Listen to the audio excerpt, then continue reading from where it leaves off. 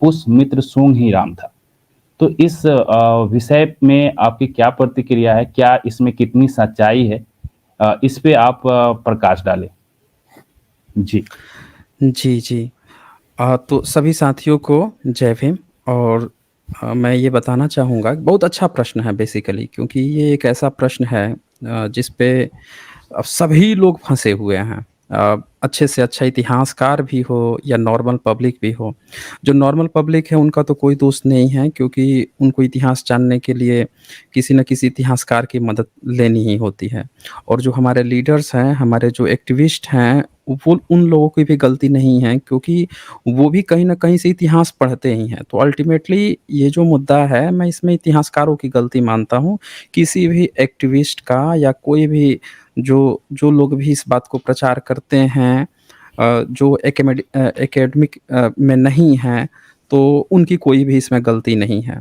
आज हम इस मुद्दे को बहुत ही डिटेल्स में समझने का प्रयास करेंगे। और जी। मैं एक प्रयास करूँगा अपने तरफ से, मैं ऐसा कि आपको हर उस पॉइंट पे जहाँ-जहाँ पे लोग फँसे हुए हैं, उसको पूरी तरह से क्रिस्टल क्लियर कर दूँ। और उम्मीद है कि इस पॉइंट को जानने के बाद से फिर किसी में शायद ही संदेह रह जाएगा। अगर किसी में संदेह रह जाएगा, तो वो आप पूछ सकते हैं, क्रॉस क्यूरी आप कर सकते हैं। जी। तो ये जो सवाल आया है ना, इसको बेसिकली शुरुआत जो हुई है, वो अगर हम देखें, जो पुराना इतिहास उठाते हैं हम भारत का, तो उसमें एक प्रोफ़ेसर पी. नरसू जी थे। और वो उनकी जो मृत्यु हुई है, वो 1934 के करीब हो चुकी थी। उसके बाद से बोल्गा टू गंगा एक बुक लिखे थे, जो केदारनाथ पांडे जो हैं, उन्होंने एक किताब लिखी थी। तो अब इन दोनों ही किताबों को आप देखेंगे, पी. नरसू जी की किताब को देखेंगे, तो वो कुछ और बता रहे होंगे पुष्यमित्र के बारे में। हुँ। और उसके बाद से जब वोल्गा टू गंगा देखेंगे, तो ये कुछ और बता रहे होंगे। और फिर ऐसा देखने में आया कि वोल्गा टू गंगा जो केदारनाथ पांडे कहते हैं, उनकी बातें ज़्यादा फैलते जाती हैं। और आज की डेट में उन्होंने जो बातें कही थी कि शुंग ही राम है, वो चीज़ है सभी लोगों के ज़बान पे चढ़ के बोलने लगती है। तो आप मेरा पीडीएफ जो मैंने शेयर किया है, उसको शेयर कर दीजिए। हम लोग पूरे आज तथ्यों के साथ समझने की कोशिश करेंगे। सबसे पहले तो जी। ये लीगल डिस्क्लेमर है। और यहाँ पे जो भी बातें होंगी या जो भी प्रेज़ेंटेशन होंगी, उनका उद्देश्य साइंटिफिक टेम्परामेंट को एनकरेज करना है। और मैं साथियों से कहूँगा कि ये बहुत ही इम्पोर्टेंट टॉपिक है, तो आप लोग ना इसको ज़्यादा से ज़्यादा शेयर कर दीजिए। क्योंकि इस पॉइंट को देखने के बाद से जो भी बहुजन साथी में थोड़ा-सा भी संदेह मात्र बचा हुआ है शुंग को लेकर, वो दूर हो जाएगा, पूरी तरह से दूर हो जाएगा। देखिए, सबसे पहले तो हम बात करेंगे ना कि कहाँ पे ये बात आई है कि शुंग राम है? किसने ये बात कही है कि शुंग जो हैं वो राम हैं? तो मैं आपको ये दिखा रहा हूँ आपको, ये एक बुक है वोल्गा से गंगा। और इस वोल्गा से गंगा में जो पहला इसका एक चैप्टर है, 11th चैप्टर है बेसिकली, जिसमें 50 ईस्वी के करीब में, पहली सदी जो है, उसके करीब की बात बताई जा रही है। और क्या बताया जा रहा है, उसको ज़रा ध्यान से देखिए। इसमें ये बताते हैं, आप यहाँ पे मैंने थोड़ा-सा हाइलाइट भी किया है, इसमें लिखते हैं, मौर्य वंश ध्वंसक सेनापति पुष्यमित्र ने पहले पहल साकेत को राजधानी का पद प्रदान किया। किंतु शायद पाटलिपुत्र के प्रधानता को नष्ट करके नहीं। वाल्मीकि ने अयोध्या नाम का प्रचार किया जब उन्होंने अपनी रामायण को पुष्यमित्र या उसके शुंग वंश के शासन काल में लिखा। तो यहाँ पे आप देख सकते हैं कि यहाँ पे एक तो वाल्मीकि को स्थापित करना इस किताब के माध्यम से, और पुष्यमित्र शुंग को मौर्य वंश का ध्वंसक और सेनापति स्थापित करना, इस तरह की बातें जो हैं, कौन लिख रहा है? तो लिख रहे हैं वोल्गा से गंगा में राहुल संस्कृत्यायन, एक्चुअल नाम है केदारनाथ पांडे। दरअसल ये बातें कहाँ से आई, सेनापति की बात कहाँ से आई है, वो भी मैं आपको बताऊँगा। और ये जो इन्होंने कहा कि विध्वंस किया था या नहीं किया था, उसकी क्या एक्चुअल हिस्ट्री है, वो भी मैं आपको दिखाऊँगा। पहले मैं आपको वो क्लेम दिखा रहा हूँ जिसके माध्यम से ये गलतफ़हमी फैली है। तो ये पॉइंट हुआ। अब इसके बाद से इसी में अगले पेज में फिर से वो आगे लिखते हैं, राम के रूप में शुंग, सम्राट पुष्यमित्र या अग्निमित्र की प्रशंसा की, वैसे ही जैसे कालिदास ने रघुवंश के रघु और कुमार संभव के कुमार के नाम से पिता पुत्र चंद्रगुप्त विक्रमादित्य और कुमार गुप्त की। तो यहाँ आप देख सकते हैं कि काल्पनिक का भी कोई एविडेंस नहीं है। इनकी जितनी भी किताबें लिखी गई हैं, उस समय जो लिपि चलती थी वो धम्म लिपि चलती थी, और धम्म लिपि आज के ब्राह्मणिकल सिस्टम को नहीं पढ़ने आती थी। तो कालिदास की बात ये लोग कैसे लिखे हैं, उस पर तो अलग हम लोग कभी स्ट्रीम करेंगे। लेकिन यहाँ पे आप देख सकते हैं कि राम के रूप में शुंग, आप देख सकते हैं पुष्यमित्र शुंग को राम की बात कहने वाले जो पहले किरदार हैं, वो केदारनाथ पांडे उर्फ राहुल संस्कृत्यायन हैं। और यहाँ से इन्होंने ये बात स्थापित की। फिर उसके अगले पैरा में लिखते हैं सेनापति पुष्यमित्र। अब इन्होंने खुद से इजाद कर दिया कि वो सेनापति है पुष्यमित्र का। आगे लिखते हैं, अपने स्वामी का वध कर। अब उसको कह रहे हैं कि स्वामी का वध करके सारे मौर्य साम्राज्य को नहीं ले सका। तो यहाँ पे बातें आ जा रही हैं। फिर आगे ये लिखते हैं नीचे कि पुष्यमित्र के पुरोहित ब्राह्मण पतंजलि ने लिखा। तो यहाँ पे फिर से नीचे आ जाता है, यह भी पतंजलि और पुष्यमित्र के समय अयोध्या नहीं साकेत ही इस नगर का नाम था। तो बार-बार पतंजलि का कनेक्शन पुष्यमित्र से जोड़ा जा रहा है, और पुष्यमित्र को राम बताया जा रहा है, और पुष्यमित्र को मौर्य वंश का विध्वंसक बताया जा रहा है। पर ये बात कितनी सही है? क्योंकि वोल्गा टू गंगा कोई हिस्ट्री की बुक नहीं है। ये तो एक समझाने का नज़रिया था केदारनाथ पांडे जी का या राहुल संस्कृत्यायन जी का। इनका एक नज़रिया था, और वो ऐसे एक व्यक्ति थे जिनको बहुजन समाज ने सर आँखों पे उठाया है। क्योंकि उन्होंने तिब्बत वगैरह गए, श्रीलंका गए, म्यांमार गए, वहाँ से जाकर जो बुद्ध धर्म की पांडुलिपियाँ कुछ लेकर आए। उन्होंने उसके अनुवाद भी किए। अनुवाद, चूँकि वो संस्कृत के विद्वान थे, पाली उनको कम आती थी, तो पाली ज़बरदस्ती उन्होंने सीखी, पर वो पाली जो है लेटेस्ट वाली थी, इनिशियल वाली नहीं थी। तो जो वो अनुवाद किए हैं उसमें काफ़ी कुछ गलतियाँ भी हैं जो फर्दर अपडेट की भी ज़रूरत है। तो यहाँ से ये पॉइंट सबको क्लियर हो गया होगा कि कहाँ से सब लोग ये बात कहते हैं। अब हम इसकी ना फैक्ट चेकिंग करके देखेंगे।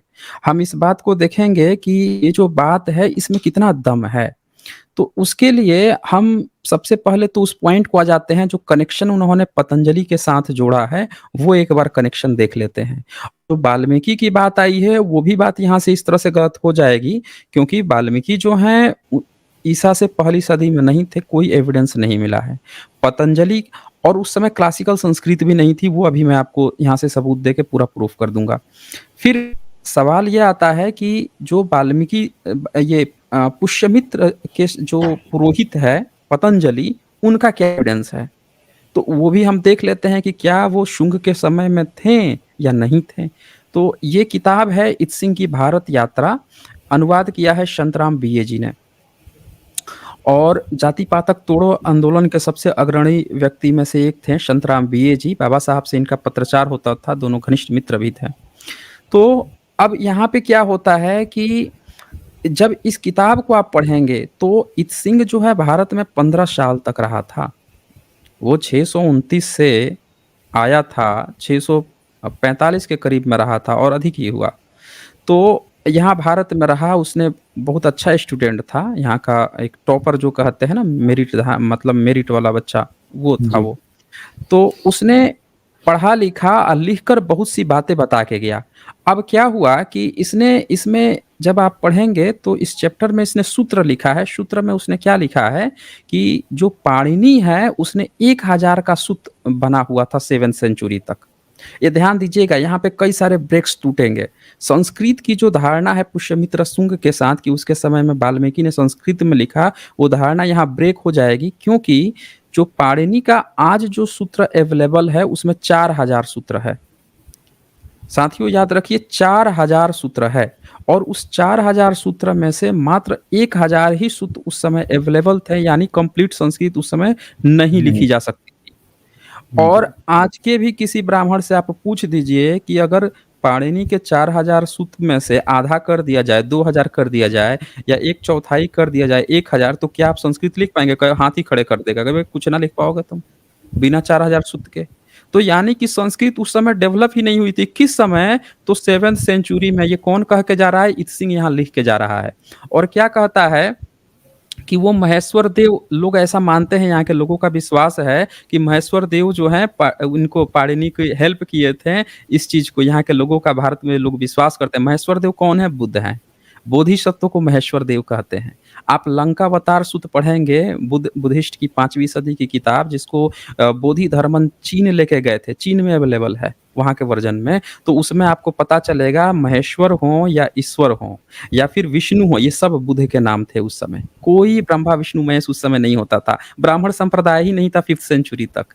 उस समय महेश्वर नाम जो है बुद्ध का हुआ करता था, उनके नाम थे। 100 नाम थे उनके। तो 64 नाम उसने कंपाइल किया है लंकावतार सूत्र। तो वहां से ये महेश्वर देव जो हैं ये बोधिसत्व हैं। तो ये बोलते हैं कि, और ये नालंदा में पढ़ाया जाता था। नालंदा यूनिवर्सिटी में बच्चे जब 8 साल में जाते थे तो ये सूत्र सीखना आरंभ करते थे। अब जैसे हम लोग कहते हैं ना कि पाली से ही पाली पाकित मिश्रित बना और फिर जाके क्लासिकल संस्कृत बना। तो आप देख सकते हैं कि शुरू में सिर्फ 1000 सूत्र हैं, यानी कि आज जो ये 4000 सूत्र बता रहे हैं पाणिनि का क्लासिकल संस्कृत का, इन्होंने खुद बनाई है बाद में पाणिनि के नाम पे। उस समय पाली ही थी, पाली पाकित मिश्रित थी, इसीलिए सिर्फ 1000 सूत्र चलते थे। अब देखिए यहाँ पाणिनि की बात आई और कहते हैं लोग कि पाणिनि का ही टीका किया पतंजलि ने। तो पतंजलि कब था, अभी आपको मैं बता देता हूँ वो कब था। अब ये देखिए, ये आगे इसमें पूरा डिटेल्स में एक पॉइंट और क्लियर कर दूं, जो जिसमें सबसे ज्यादा लोग वो हो जाते हैं, फंस जाते हैं, कि त्रिपिटक में एक शब्द आया है त्रिविद्या, ते विद्या। ते विद्या को इन्होंने अनुवाद किया है 3 वेद, सारे ब्राह्मणों ने। तो जिसने भी, और राहुल संस्कृत्यायन भी उनको नहीं आता था, नहीं पता था, उन्होंने 3 वेद कर दिया। अब ये ध्यान रखिएगा, ये जो विद्या होती है ते विद्या, उसका पाली में शब्दकोश में 3 विद्या होता है। तो बुद्ध ने 3 विद्याओं का खंडन किया था।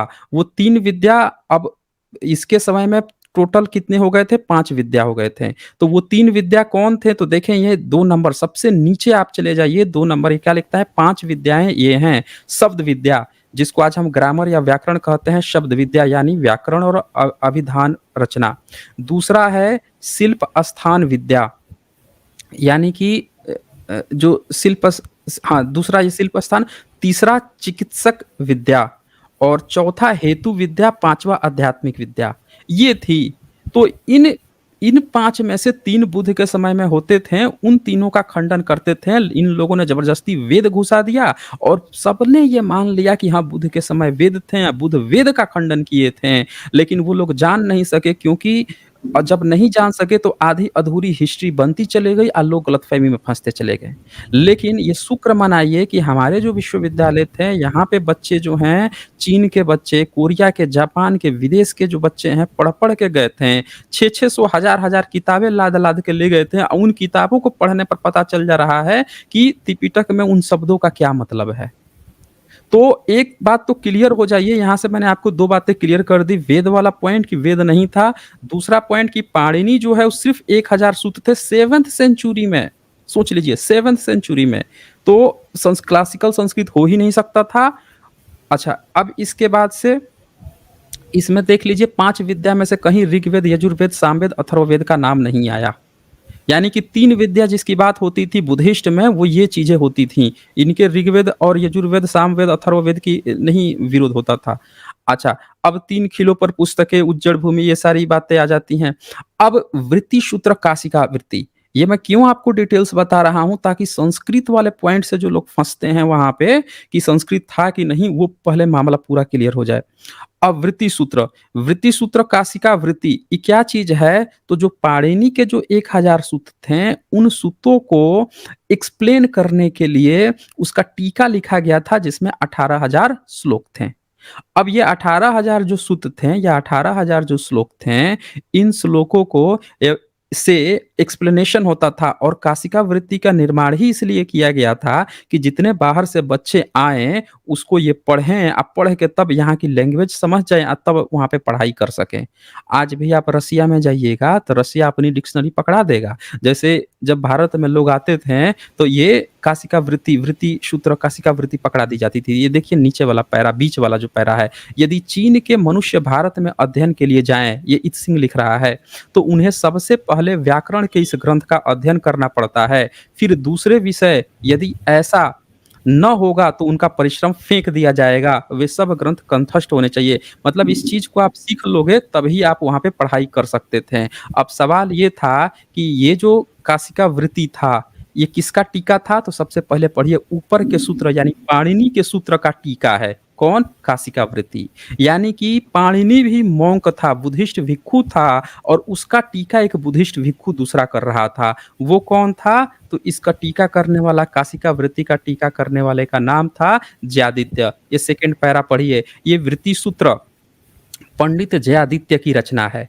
अब कोई कंफ्यूज होगा कि यहाँ पंडित क्यों लिखा है, तो ये ट्रांसलेशन में जो जातक कथाओं में भी आएगा कि जो पढ़ा लिखा व्यक्ति होता था उसको पंडित कहते हैं। दशरथ जातक कथा में राम का नाम क्या है? तो राम पंडित। समझ रहे हैं ना? वो जी। ब्राह्मण थोड़े हैं। तो यहाँ आप देख सकते हैं पंडित, ये भी मॉन्क है। अब देखें पाणिनि का टीका कौन कर रहा है? एक बुद्धिस्ट। कैसे? तो जयादित्य के आगे यहाँ ध्यान से जरा सुनिएगा, उसके नीचे वाली तीसरी लाइन ये लिखता है, वह 3 पूज्यों अर्थात त्रिरत्न का आदर करता था तथा पुण्य कर्म किया करता था। अब त्रिरत्न का मतलब क्या है? बुद्ध, बुद्ध के शरण में जाना। 3 रत्न क्या है? बुद्धम, संघम और संघ और धम। बुद्ध, धम्म और संघ, इसको कहते थे त्रिरत्न। जो आज त्रिशूल पे 3 देखते हो, वो बुद्धिस्ट की 3 पहचान है कि वो धम्म, संघ और बुद्ध। इनकी शरण में जो जाता है, बुद्धम संघम गच्छामि शरणं गच्छामि, संघं शरणं गच्छामि और धम्मं शरणं गच्छामि, वो 3 रत्न, उसका ये पालन करता था। कौन? जयादित्य। तो यहाँ देखिए पाणिनि का टीका जयादित्य कर रहा है। और कब था ये? इसका एज भी यहाँ इत्सिंग लिख के गया कि उसकी मृत्यु हुए, उसके आगे देखिए जस्ट, उसकी मृत्यु हुए आज कोई 30 वर्ष हुए हैं। मतलब इत्सिंग जब आया था उसके जस्ट 30 साल पहले मरा था। कौन? ये जयादित्य मरा था, जो काशिका वृत्ति मतलब उस 1000 सूक्त का जिसने टीका लिखा था। यानी कि जो पाली पाकित मिश्रित उस समय लैंग्वेज जिसको ये लोग संस्कृत संस्कृत कहते हैं, चिल्लाते रहते हैं, वो 7th सेंचुरी में बन रहा था, बनाया गया था, बनाया जा रहा था, टीका चल रहा था उस समय। ये ध्यान से देख लीजिए, यहाँ पे कोई 30 वर्ष हुए हैं, तो क्लियर हो गया होगा कि ये है। अब बात आती है कि फिर पतंजलि कहाँ है? तो अभी आपने देखा कि 661 से 662 में मृत्यु बताया पंडित जयादित्य का।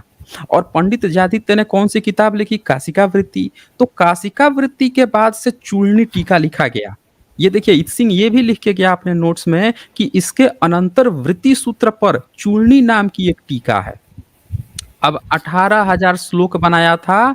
कौन? जयादित्य। और जयादित्य के बाद से इसने बनाया ये चूर्णी नाम का टीका बनाया, उसकी वृत्ति सूत्र जो था, काशिका वृत्ति जो है उस सूत्र पे। यानी कि पतंजलि जो है जयादित्य के समकालीन था या उसके बाद का था, उसके पहले नहीं था। और वो कब था? 661 से 662 पे मरा है जयादित्य। यानी कि ये भी 6ठी 7वीं सदी का पतंजलि था। तो अगर पतंजलि को जिसने भी उठा के पुष्यमित्र शुंग के पास पहुंचा दिया कि शुंग क्या पुरोहित था और उसका वो चेला था इसीलिए वो किया वो किया, तो यहाँ पे आप बहुत बुरा फंस जाएंगे। इतिहास देखिए कितना घाल-मेल से लिखा गया है।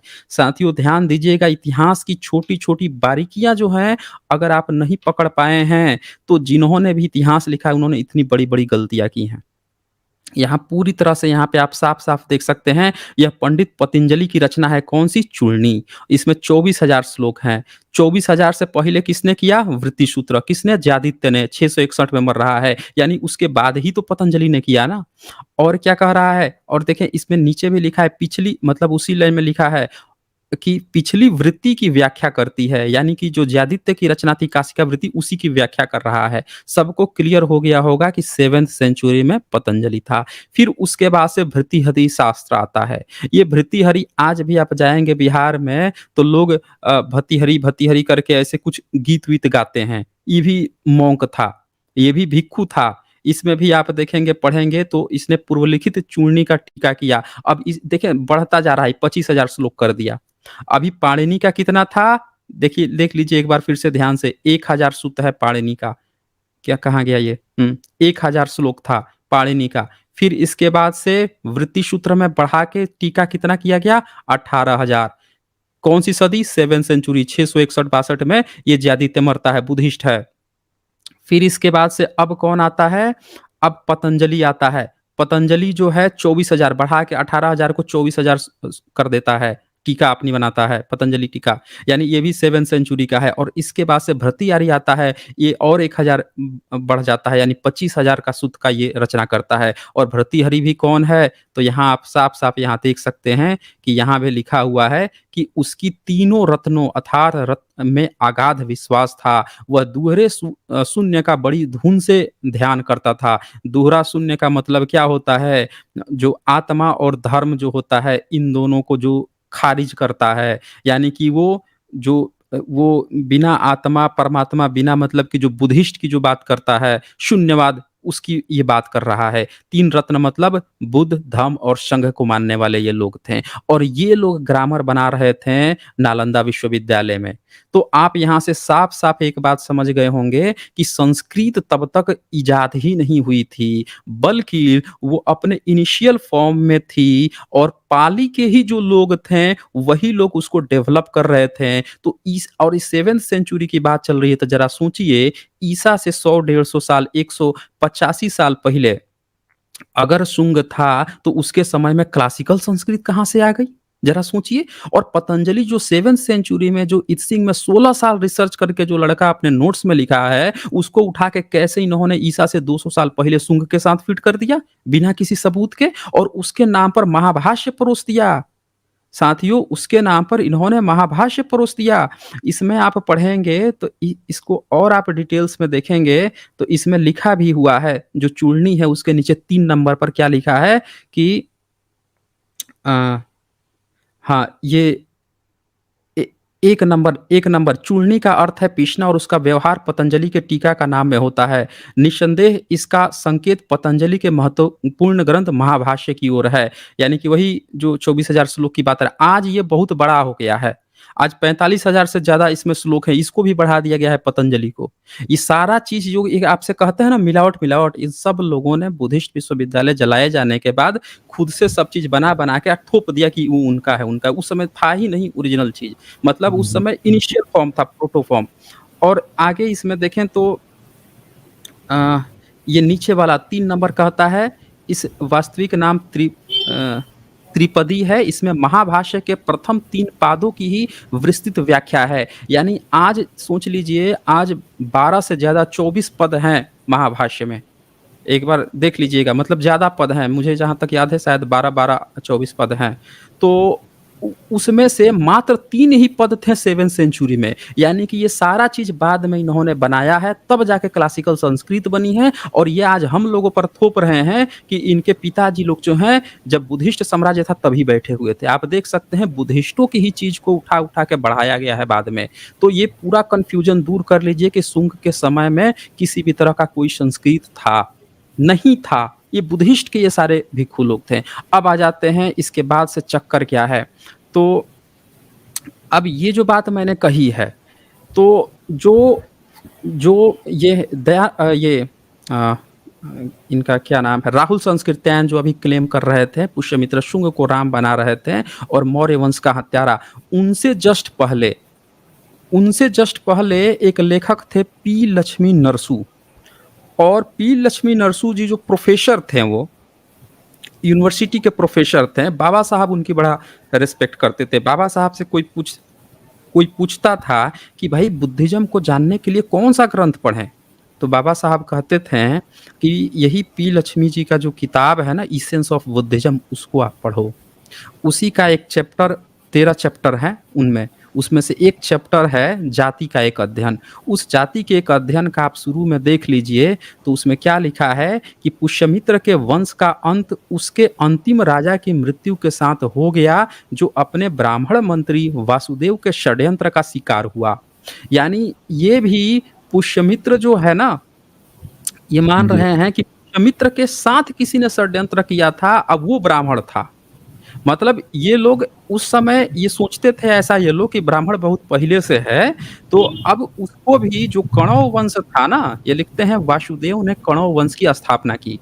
तो अब कणव का जो नाम है वो वेद में भी आया है, वेद में स्तुति कर रहे हैं। ये जो है ईसा से पहली सदी का है, यानी कि वेद भी इसके बाद लिखे गए हैं। तो इन लोगों ने क्या किया है, कणव को ऐसा मान लिया है कि कणव जो है वासुदेव जो है ये ब्राह्मण था, लेकिन ब्राह्मण नहीं था, उस समय भी कोई ब्राह्मण का सबूत नहीं मिला है। लेकिन उसने षड्यंत्र किया था और षड्यंत्र करके पुष्यमित्र शुंग को चढ़ा दिया कि भाई चलो सम्राट अशोक जो 84,000 स्तूप बनाए हैं, चलो उसको नष्ट करते हैं। ये बेचारा उसके उस पर चढ़ गया, जो भी पुरोहित था उस पर चढ़ गया और चढ़ के जो है अपना विनाश करवा लिया। अब वो सबूत दिखाता हूँ कि उसकी क्या कहाँ पे ये बात आई है, एक एक करके सारा पॉइंट आप क्लियर समझ लीजिए। लेकिन अभी क्या था ना कि ये जब नरसू जी जब लिख रहे थे तब लोगों में एक बड़ा गलतफहमी थी कि जैसे ब्राह्मणों ने वेद को स्थापित कर दिया था कि बुद्ध जो है ते विद्या यानी तीन विद्या की जो बात कर रहे थे, यानी हमारे तीन वेद की बात कर रहे थे। और जो बमण शब्द था वो हमारे ब्राह्मण की बात कर रहे थे। तो ये पूरा जब कंसेप्ट गलत हो गया अब, तो ये भी गलत हो जाता है कि उसके समय में ये सब कोई ब्राह्मण थे। लेकिन पुरानी जितनी किताबें हैं सब में लिख देंगे कि वो ब्राह्मण था, वासुदेव ब्राह्मण था, शुंग ब्राह्मण था, तो गौतमीपुत्र सतकर्णी ब्राह्मण था, ये सब ये चीज़ लिख देंगे। लेकिन वो सारी चीज़ें अब गलत हो रही हैं। ये देखिए 1934 से पहले की किताब है। तो मैं पुरानी किताबें सारा दिखा रहा हूँ कि हमारे जो पूर्वज लोग थे जब लिखते थे तो क्या-क्या मिस्टेक्स कहीं-कहीं पे किए थे, जो अब हम लोगों ने फाइंड आउट किया है, तो वो चीज़ अब अपडेट की ज़रूरत है और हमारे जितने बहुजन साथी लोग हैं, उनको भी अब अपडेट की ज़रूरत है। सही इतिहास जानिएगा, उखाड़ के फेंक दीजिएगा ब्राह्मणवाद को। गलत इतिहास जानिएगा, वो तो चाहता है कि आप गलत इतिहास जानें, वो तो चाहता है कि आप रामायण में खाली शंभू की बात करें, महाभारत में सिर्फ़ एकलव्य की बात करें। जब विदेश में कहीं बात हो, तो वो सब सोचे, "अरे! ये तो सब तो जो विरोध भी कर रहे हैं वो तो माइथोलॉजी में ना विरोध कर रहे हैं, माइथोलॉजी थोड़े होता है।" तो हमको बेवकूफ़ बना रहा है ना वो। हम लोगों को एक्चुअल हिस्ट्री के माध्यम से विरोध ज़ाहिर करना है। काव्य और महाकाव्य में जब घुसेंगे तो इंटरनेशनल लेवल पे भी लोग सोचेंगे अच्छा काव्य महाकाव्य तो काल्पनिक होता है ना, उसमें क्या विरोध करना, उनकी क्या सुनना। तो इसीलिए असली हिस्ट्री समझना ज़रूरी है। अब ये एक किताब है जो चीन में मिली है। नाम है the legend of king Ashoka, Ashokavadana. तो अब ये जो किताब है, ये किताब क्या हुआ था दरअसल कि तिब्बत में गया, तिब्बत में लिखा गया और तिब्बत से फिर चीन में भी गया, वहाँ पे भी अनुवाद हुआ इसका, चीनी वर्ज़न भी है, तिब्बती वर्ज़न भी है। अब यहाँ पे आया है, जॉन एस स्ट्रॉन्ग ने लिखा। तो अशोकावदाना में माना जाता है ये कि तीसरी से 5वीं सदी के दौरान ये लिखा गया होगा। तो उस समय में इसमें ये बात लिखी गई है कि जो पुष्यमित्र है उसके साथ शुंग नाम नहीं आया है, उसमें ये माना गया है कि वो मौर्य, उसका लास्ट जो चैप्टर है उसका Pushyamitra and end of the Mauryan line. मतलब जो सम्राट अशोक के बाद से कुणाला, उसके बाद से जो चीज़ें चली रही थी, तो लास्ट जो अंतिम एम्परर था, उसको कहा गया है पुष्यमित्रा। और ये किताब ईसा से तीसरी से 5वीं सदी के दौरान मानी जाती है कि उसमें ये किताब लिखी गई थी, चीन में चली थी और बाद में ट्रांसलेट किया गया। तो उस समय के लोग क्या मानते थे, पुष्यमित्र देखें शुंग नहीं लिखा है कहीं भी, सिर्फ़ पुष्य लिखा है। किसका बेटा था? तो यहाँ नीचे आप देख लीजिए लिखा है शंपदीन शंसवाज बृहस्पति। शंपदीन का जो बेटा था बृहस्पति, बृहस्पति का बेटा था वर्षेना, वर्षेना का बेटा था पुष्यधर, पुष्यधर का बेटा था पुष्यधर्मन और विगोट पुष्यमित्रा। तो उनके पहले सम्राट अशोक की पीढ़ी में था और इसी की मृत्यु के साथ ये खत्म हुआ। हुआ क्या था कि इसके मन में ऐसा आ गया कि हम जैसे हमारे फ़ोरफ़ादर लोग जो हैं, सम्राट अशोक जो हैं, दुनिया के सबसे बड़े एम्परर हैं, अब तक के इतिहास में। मतलब टोलेमी का नाम लिखवा रहे हैं इजिप्ट का, फिर सीरिया के, ग्रीक का, सारे जगहों का नाम लिखवा रहे हैं वो और दुनिया के सबसे बड़े सम्राट थे उस समय। तो इसके मन में आया कि इतना भयंकर हमारे वो थे, तो हमको भी बड़ा बनना चाहिए। तो कहा कि कैसे बने? तो अब इस नाटक कितना सही है, कितना गलत है, ये हम नहीं कह सकते हैं, लेकिन इस किताब का ये माना जा रहा है कि ये तीसरी से 5वीं सदी का है।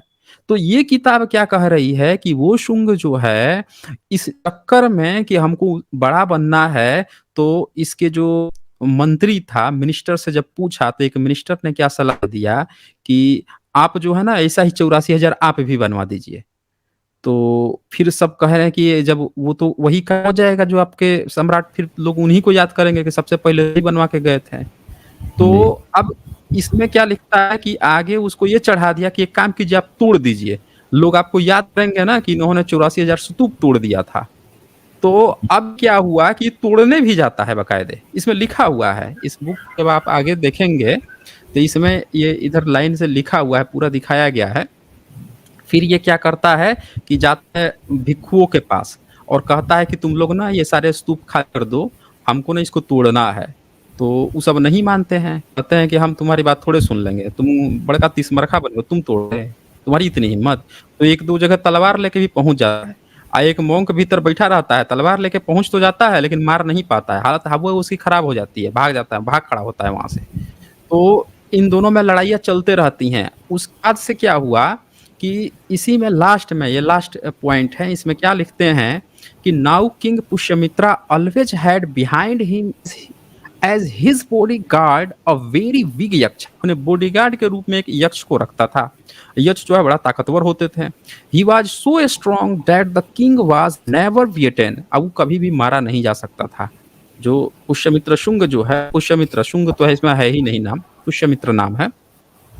बट धर्म निवासिन grabbed that yakka who was Pushyamitra at the crops and went for a walk in the mountains।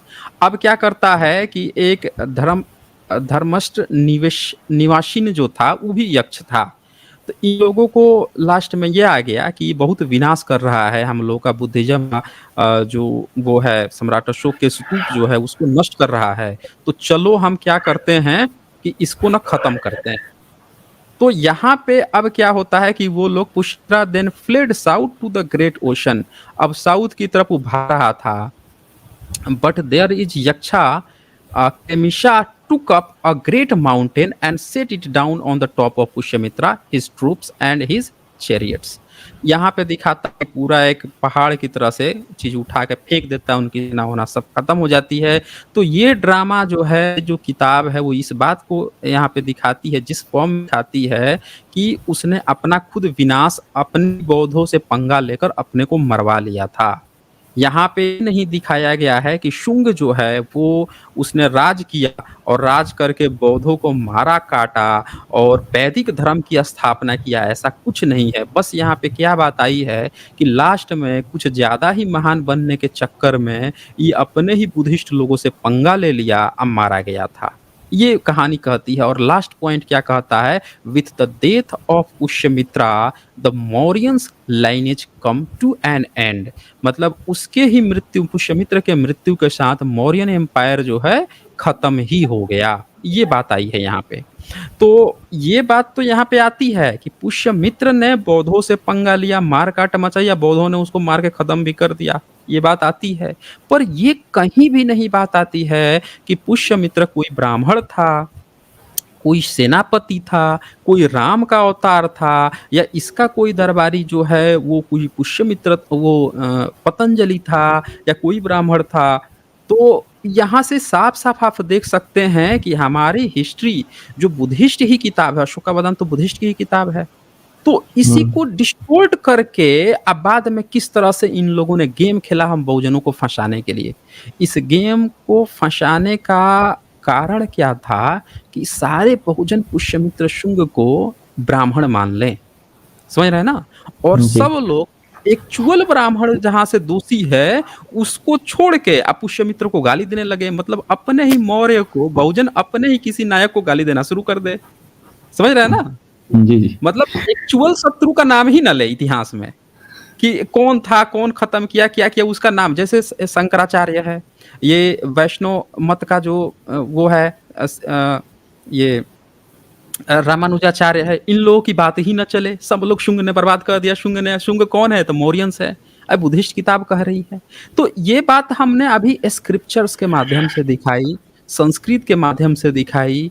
अब मैं आपको इतना स्ट्रॉन्ग एविडेंस दिखाऊँगा कि बड़े-बड़े इतिहासकार जिन्होंने गलतियाँ की हैं, वो गलती आपको पकड़ के वो भी चकित रह जाएँगे। और जिन लोगों ने समझ लिया है चुप्पी लगा के बैठे हैं, वो तो जानते हैं इस सच को।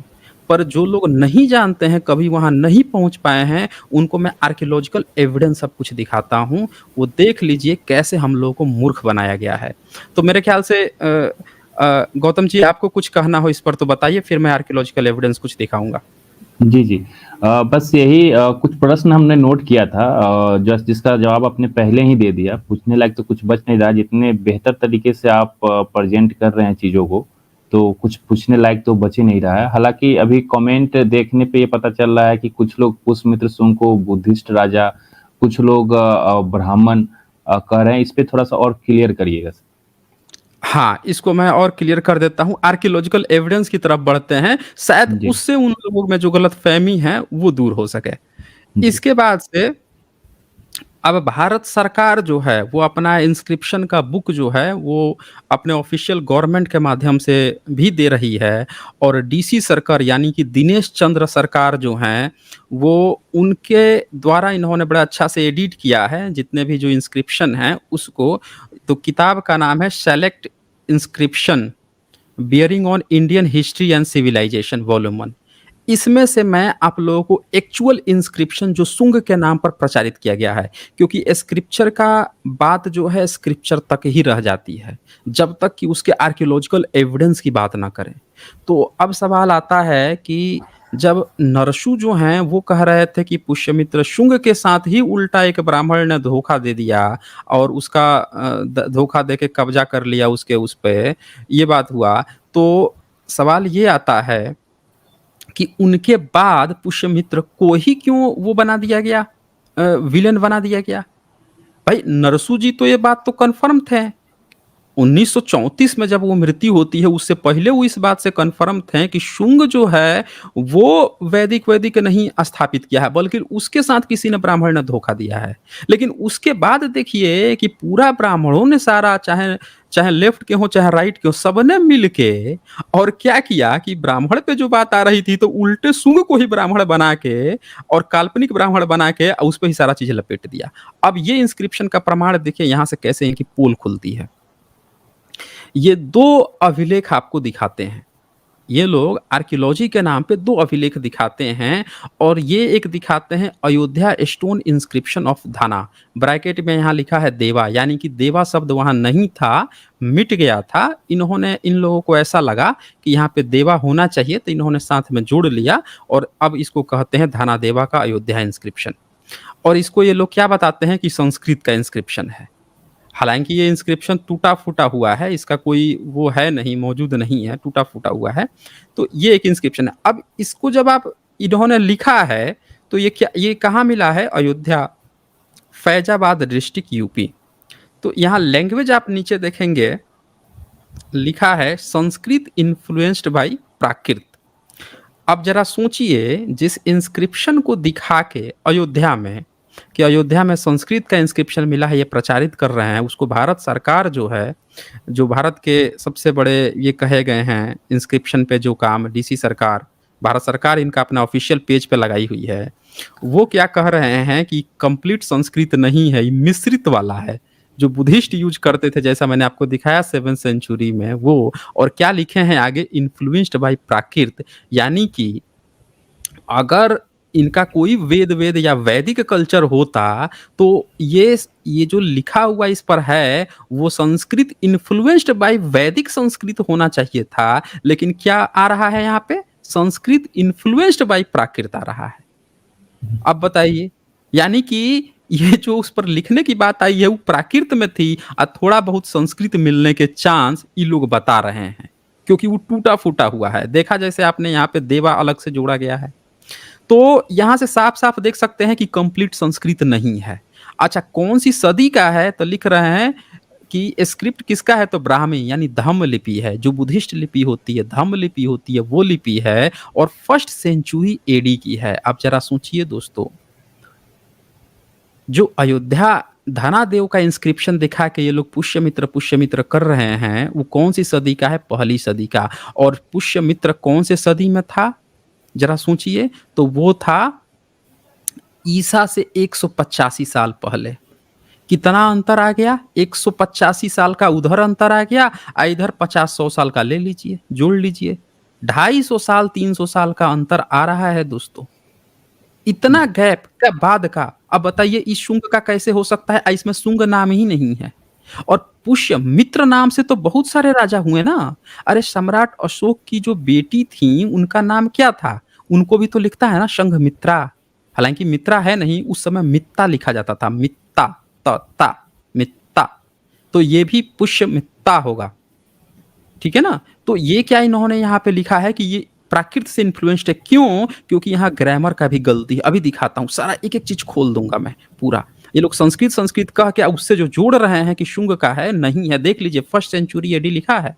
250-300 साल का अंतर है, उससे नहीं है। इन्होंने क्या किया, भारत के इतिहासकारों ने जबरदस्ती शुंग को विलेन बनाने के लिए, क्योंकि वो मौर्यंस था। आप देख लीजिए एससी-एसटी किसी भी जन के, किसी एक बहुजन के एक व्यक्ति को उठा के विलेन बना दो। ब्राह्मण बस विलेन नहीं बनना चाहिए भई। ब्राह्मण तो वो है, मुख पुत्र है, वो कभी विलेन नहीं बनेगा। हाँ। तो अब यहाँ पे देख लीजिए फर्स्ट सेंचुरी एडी का है, और क्या चीज़ है, कैसे गलतफ़हमी, ये इंस्क्रिप्शन मिला है। टूटा-फूटा था, मिटा हुआ था, आप देख सकते हैं इस तरह से मिला था इस हालत में। यही अयोध्या इंस्क्रिप्शन है।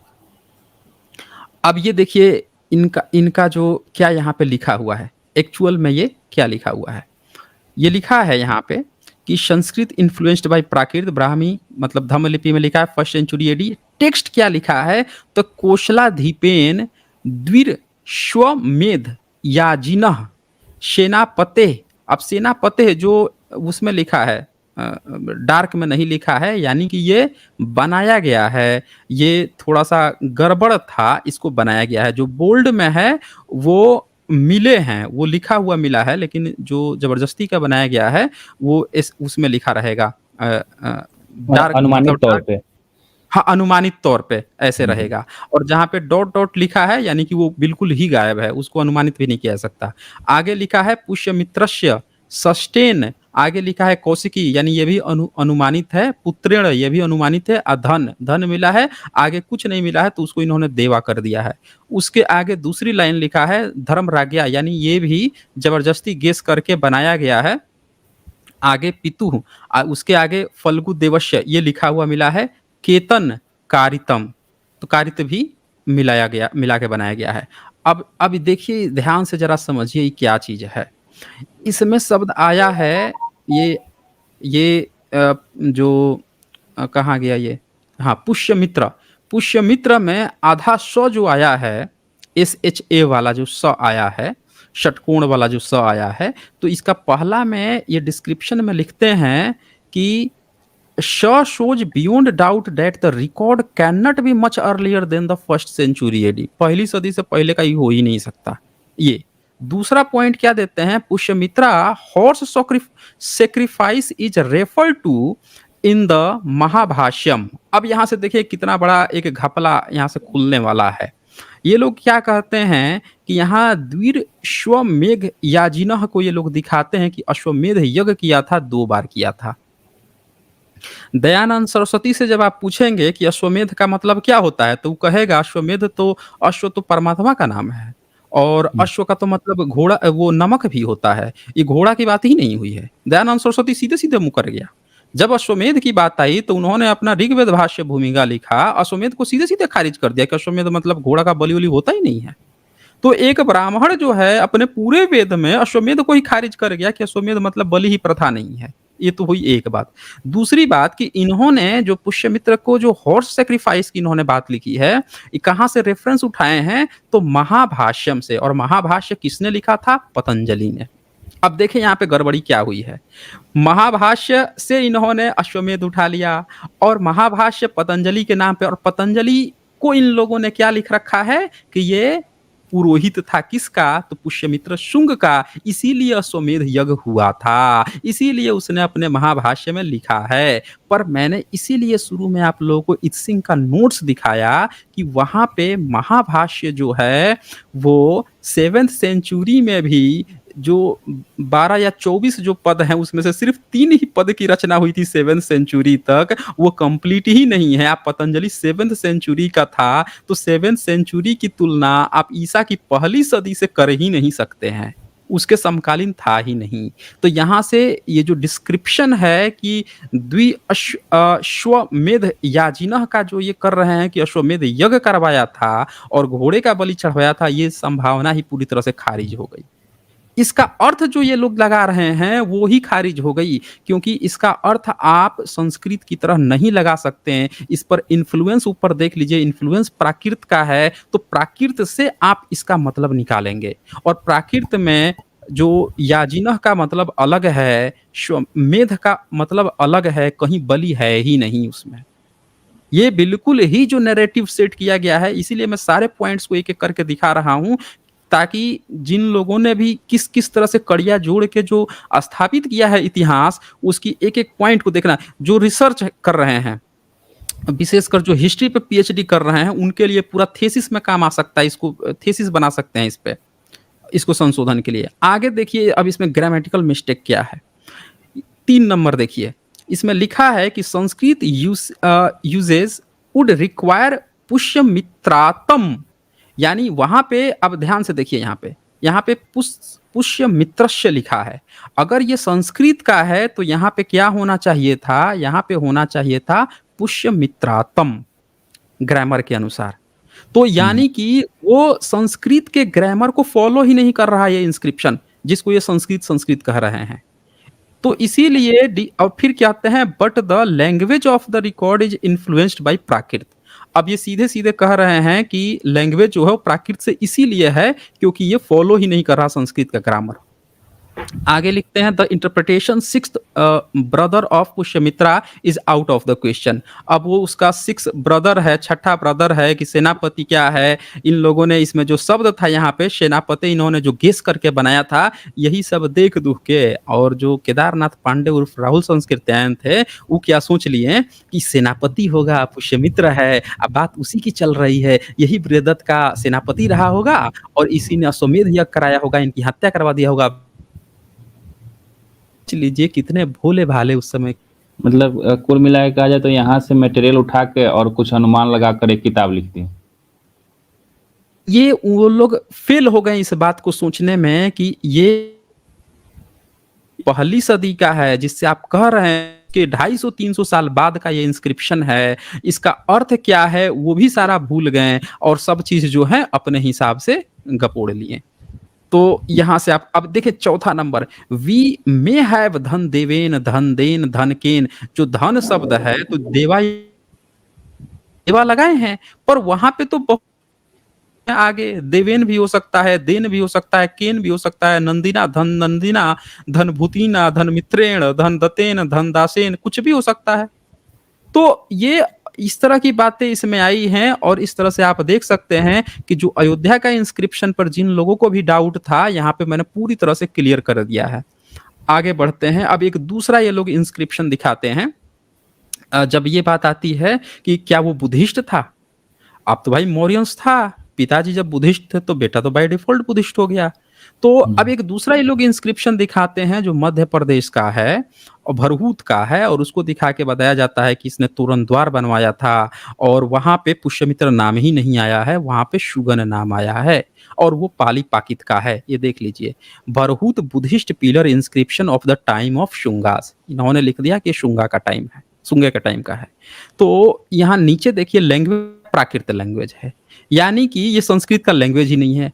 अब जरा सोचिए, और ये कब का बता रहा है, ब्राह्मी यानी धम्म लिपि में, और कब का, second half and the first century BC. ये ईसा से 100-150 साल पहले का बताया जा रहा है। इसकी लैंग्वेज क्या है, प्राकृत है। अब ये उसके समकालीन थोड़ा बैठ रहा है पुष्यमित्र के, तो इसकी लैंग्वेज देखे संस्कृत नहीं है, और जो दूसरी दिखाई जा रही थी वो संस्कृत इन्फ्लुएंस्ड बाय प्राकृत थी। यानी देखिए धीरे धीरे चीजें ना आगे बढ़ रही हैं, समझ रहे हैं। अब जी। ये देखिए आगे इस चीज को देखिए कि इसका क्या हाल है, इसमें कहा इन लोगों ने बेवकूफ बनाया है। एक्चुअल टेक्स्ट ऊपर लिखा है जो पाली पाकित का है, और नीचे जो ब्राह्मणवादी थे, जो इतना ब्राह्मण थे, इन सबको कौन सा लैंग्वेज आता था, जरा सोचिए आप लोग जरा सोचिए। अंग्रेज आया, इंग्लिश सिखा गया, और मुगल आए थे, अरबी फारसी सिखा गए। और उसके अलावा इनको संस्कृत आता था, उसके अलावा आता क्या था? तो अरबी फारसी में लिखेगा नहीं। अंग्रेज तो अंग्रेजी में लिख ही रहा है, तो ये क्या करता था, पाली पाकित को भी संस्कृत में लिखता था। अब देखिए एक्चुअल टेक्स्ट उस पर क्या लिखा हुआ है, ये देखिए ध्यान से। शुगन आ 3 नंबर लिखा है, शुगन रजे, रयो गागी पुतस, यहाँ लिखा है गागी, गार्गी नहीं लिखा है। ध्यान दीजिएगा दोस्तों, गार्गी नहीं लिखा है, गागी पुतस, विष देवस, पोत्रेन गोति पुतस, आगर जूस पुतेण, वाची पुतेन धन पुतीन कारितंग, तोरानांग, शिला कमतो च उपड़ंग। अब यहाँ पे आप देख सकते हैं कहीं भी न पुष्यमित्र का नाम आया है न शुंग का नाम आया है, यहाँ पे नाम आया है शुगन। तो सुगन जो है इसका इन लोगों ने क्या किया, ब्राह्मणों ने मिलके उसको संस्कृत में, नीचे देखिए संस्कृताइज्ड, इसी को संस्कृत में लिख दिया। और लगे इनके चेले चपाटे घुमाने कि देखो संस्कृत का इंस्क्रिप्शन मिल गया, संस्कृत में मिला है शुंग का, देखे नीचे क्या लिखा है संस्कृताइज करके, शुंगानांग, शुंगानांग। अब ये जो दंती स था इसको तलाबे सा कर दिया, देख रहे हैं आप, बिल्कुल। देख रहे हैं ना, तलाबे सा कर जी। दिया। शुगानांग, रजे को राजे और रयो को राज्ञ, देखिए खुद से यहाँ पे वो दे दिया, बिंदु 2 दे दिया यहाँ पे, ताकि लोग संस्कृत समझे, राज्ञ। गार्गी, गागी, गी के ऊपर आधार र लगा दिया, यहाँ पे सिर्फ गार्गी। गागी लिखा था, यहाँ पे गार्गी, गार्गी बनाने के लिए। और ये क्या बताते हैं कि गार्गी जो है एक ब्राह्मणी थी या विदुषी थी। मतलब देख लीजिए, जो सांची का तोरण द्वार बनवा रहा है, पाली पाकित में इंस्क्रिप्शन लिखवाया है, उसको इन लोगों ने संस्कृत में लिख के गागी को गार्गी बना के उसमें लिख दिया, अपने उपनिषद में गार्गी कहाँ कहाँ। और बताते हैं कि गार्गी जो है बड़ी विदुषी महिला थी। अरे भाई, गागी जो है वो बुद्धिस्ट थी, उसका बेटा ये बुद्धिस्ट था और सांची का तोरण द्वार बनवा रहा था, समझ रहे हैं ना, पोत्रे जी। न। और ये क्या है, ये यहाँ पे लिखा है गोती पुतस, गोती पुतस, संस्कृत में इन्होंने बना के क्या लिख दिया, गोपति पुत्रस्य, पुतस लिखा है ना, पुत्रस्य। जी। तो इस तरह से इन्होंने कर कर के, और जो पाली पाकित के अभिलेख हैं उसको संस्कृत में ये लिख के सारे किताब में लिख देते हैं। बच्चा पढ़ता है तो कहता है वो तो संस्कृत का अभिलेख मिला है। हम कहते हैं भैया पाली पाकित है, कहते हैं नहीं हम तो संस्कृत में लिखा है, देखो ना। अब जो मान लीजिए कि हम लोग तो इस रिसर्च करके ओरिजिनल चीज खोज के लाएं, जो बच्चा इसको संस्कृताइज वाला देखेगा वो तो सोचेगा कि हाँ संस्कृत का ही मिला है, शुंग का है, वो तो यही सोचेगा ना। उसके जी। पास तो इतना समय भी नहीं है कि ओरिजिनल खोज के लाए कि भैया एक्चुअल में वहाँ क्या क्या लिखा हुआ है। ये भी भारत सरकार लिखा है अपनी किताब में, ऊपर वाला भी देख लीजिए, और नीचे वाला संस्कृताइज, दोनों अलग अलग जगह लिखा है। हमने दोनों को एक जगह यहाँ पे लेकर आकर दिखाए हैं एक साथ, ताकि लोग इनके घालमेल को पकड़ सकें कि ये टेक्स्ट है, ये टेक्स्ट संस्कृताइज है, यानी कि इसी का बनावटी संस्कृत में ये डुप्लीकेट है ये। और देखिए अब ये एक्चुअल था, अब इसका फर्दर एक्सप्लेनेशन जब आप देखेंगे तो इसमें ये क्या कहता है, 3 नंबर आप देख लीजिए, सुगन के आगे 3 लिखा है ना, ये लिखता है Cunningham and Mitra took it to stand for शुग्र राजे। जब कनिंघम इसको खोजे थे तो उन्होंने ही गलती से इसको शुग्र लिख दिया था, क्योंकि कनिंघम को संस्कृत का नहीं नॉलेज था ना पाली का, आर्कियोलॉजी उनको पता थी। उन्होंने ब्राह्मणों की हेल्प ली होगी, अब क्योंकि बुद्धिस्ट तो थे नहीं, अब ब्राह्मण अपनी तुरंत गोटी खेल गया वहां पे, समझ रहे हैं ना। तो जी। यहाँ पे लिखते हैं कि शुग्र राजे इन द किंगडम ऑफ शुग्ना, शुग्ना, समझ रहे हैं। तो जी। कर्निंघम जी को गलतफहमी फैला दी है। अगला क्या है, कर्निंघम इक्वेटेड इट विथ संस्कृत कौत्सी पुत्रस्य, 4 नंबर, ये देखिए जो गोती पुतस लिखा हुआ है पाली पाकित में, इसको कर्निंघम को ब्राह्मण का क्या कह दिया, इसका ये लिखा है ना कौत्सी पुत्रस्य लिखा हुआ है, बेवकूफ बनाया था, पुतस को पुत्रस्य त्र लगवा दिया, त्रस्य। तो ये देखें कैसे वो सब बेवकूफ बनाते थे। ये जब दिनेश चंद्र सरकार जो है जब इसको एडिट किए, तब उन्होंने देखा ये सारे घालमेल को, तब इसको कंपाइल करके लिखा कि हमारे यहाँ ये चीज कहाँ, पुरानी चीजों में क्या क्या गलतियां थी, अपडेटेड ये लेटेस्ट है। अब क्या होता है कि जब हम पुराने हमारे जो बहुजन लोग थे, वो सब ओल्ड वाला ही इंस्क्रिप्शन देख के उस समय ब्राह्मण था, उस समय वेद था, उस समय क्या-क्या चीज़ था, वो लोग उसको समझ के वही इतिहास लिखते चले गए। एक्चुअल चीज़ जो है, वहाँ पे थोड़ी-सी मिसप्रिंट हो गई, पर आज हमारे बहुजन साथी बाबा साहब क्या कह के गए थे? इतिहास जानने की बात कह के गए थे। उन्होंने बुद्ध धम्म को अंगीकृत किया, जिस बुद्ध धम्म ने कलाम सूत्र में क्या कहा? मेरी भी बात मत मानना, अगर तर्क, बुद्धि, विवेक पर खरी न उतरे तो। उसको मानने वाले बाबा साहब थे। हम सबको जो सही है, उसको मानना चाहिए। पुरानी जो चीज़ें जहाँ-जहाँ पे ये घाल-मेल हुआ है, उसको अपडेट करके आगे बढ़ने की ज़रूरत है अब। अब इसी तरह से कर्निंघम and Mitra equated it with Sanskrit अग्रराज्यस्य 5 नंबर जो है, ये देख लीजिए, जहाँ पे आगरा जूस लिखा हुआ है, इसको कर्निंघम और मित्रा जो हैं, ये लोग क्या समझ लिए थे कि संस्कृत का शब्द है अग्र, ग में आधा र लगा दिए हैं। जबकि पाली-पाकित में आधा र होता ही नहीं है। आप देख सकते हैं, जैसे गागी को गार्गी लिख दिया, आधा र लगाया संस्कृत में, तो पाली में नहीं होता है। यहाँ पे ग है, आगर जूस लिखा है, लेकिन ग में इधर संस्कृताइज में ग्र कर दिया है, आधा र लगा दिया है। हर जगह आधा र लगा देता है ये, ताकि ब में जो ब्राह्मण लिखता है तो ब्रा लिखता है ना, ब्रा में ब में आधा र लिखता है, तो ब्रा में आधा र दिखाने के लिए हर जगह संस्कृत में, पाली में हर जगह र घुसेड़ दिया। इस तरह से इन्होंने बर्बाद किया है भारत का जो इतिहास है। तो दोस्तों, मैंने आप लोगों को जो 2 इंस्क्रिप्शन थे, जो ज़बरदस्ती तोड़-मोड़ के जुगाड़ नीति से बनाए गए थे, पुष्यमित्र को स्थापित करने के लिए, दोनों को मैंने दिखा दिया कि पाली के हैं और बुद्धिस्ट के हैं, और इनका किसी भी ये जो काल्पनिक बनाया गया है राम और ये वो ब्राह्मण, उससे कोई रिलेटेड नहीं है, बुद्धिस्ट के हैं। दूसरा भी दिखाया, वो भी कंप्लीट संस्कृत नहीं है, प्राकृत का इन्फ्लुएंस है, संस्कृत वो नहीं फॉलो कर रहा उसकी ग्रामर को, तो उसको भी जोड़कर, और वो 250-300 साल बाद का है। स्क्रिप्चर से भी मैंने दिखा दिया और पुरानी किताबों से भी दिखा दिया कहाँ से क्या गलतफ़हमी फैली है। शुरू से जिन लोगों ने नहीं देखा है, शुरू से देखेंगे, उनको पूरा क्लियर हो जाएगा। तो मैं अपना प्रेज़ेंटेशन पोर्शन यहीं पे एंड करता हूँ। जी। जी।